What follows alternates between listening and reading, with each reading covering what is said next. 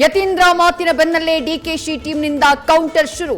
ಶಿವಕುಮಾರ್ ಮುಖ್ಯಮಂತ್ರಿಯಾಗೇ ಆಗ್ತಾರೆ ಅಂತಿರೋ ಬೆಂಬಲಿಗ ಶಾಸಕರು ಯಾವುದೇ ಕ್ಷಣದಲ್ಲಾದರೂ ಡಿಕೆಶಿ ಸಿಎಂ ಆಗ್ತಾರೆ ಎಂದ ಕದಲೂರು ಉದಯ್. ಅಧಿವೇಶನದ ಬಳಿಕ ಗುಡ್ ನ್ಯೂಸ್ ಎಂದ ಇಕ್ಬಾಲ್ ಹುಸೇನ್.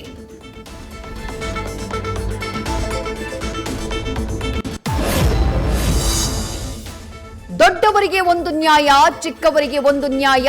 ಯತೀಂದ್ರಗೆ ನೋಟಿಸ್ ನೀಡದ್ದಕ್ಕೆ ಬಾಲಕೃಷ್ಣ ಅಸಮಾಧಾನ. ಮಿನಿಮಮ್ ಕಾಮನ್ ಸೆನ್ಸ್ ಇಲ್ಲ ಅಂತ ಸಿಎಂ ಪುತ್ರನ ವಿರುದ್ಧ ವಾಗ್ದಾಳಿ.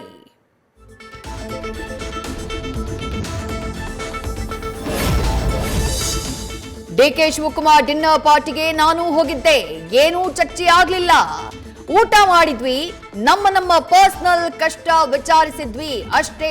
ಸಚಿವ ಮಂಕಾಳ ವೈದ್ಯ ಸ್ಪಷ್ಟನೆ.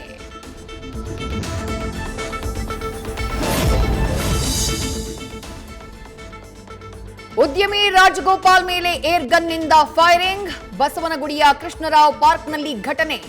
ಜಯನಗರದ ಬೆಂಗಳೂರು ಆಸ್ಪತ್ರೆಗೆ ದಾಖಲಿಸಿ ಚಿಕಿತ್ಸೆ. ಪೊಲೀಸರ ತನಿಖೆಯೂ ಆರಂಭ.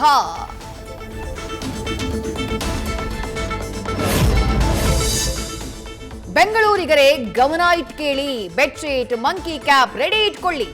ಮುಂದಿನ ವಾರದಿಂದ ಮತ್ತಷ್ಟು ಹೆಚ್ಚಾಗಲಿದೆ ಚಳಿ. ಸ್ವಲ್ಪ ಯಾಮಾರಿದ್ದು ಆವರಿಸುತ್ತೆ ಅನಾರೋಗ್ಯದ ಹಾವಳಿ. ನ್ಯೂಸ್ ಫಸ್ಟ್, ನಿರ್ಭೀತಿಯಿಂದ ನಿಮ್ಮ ಪರವಾಗಿ.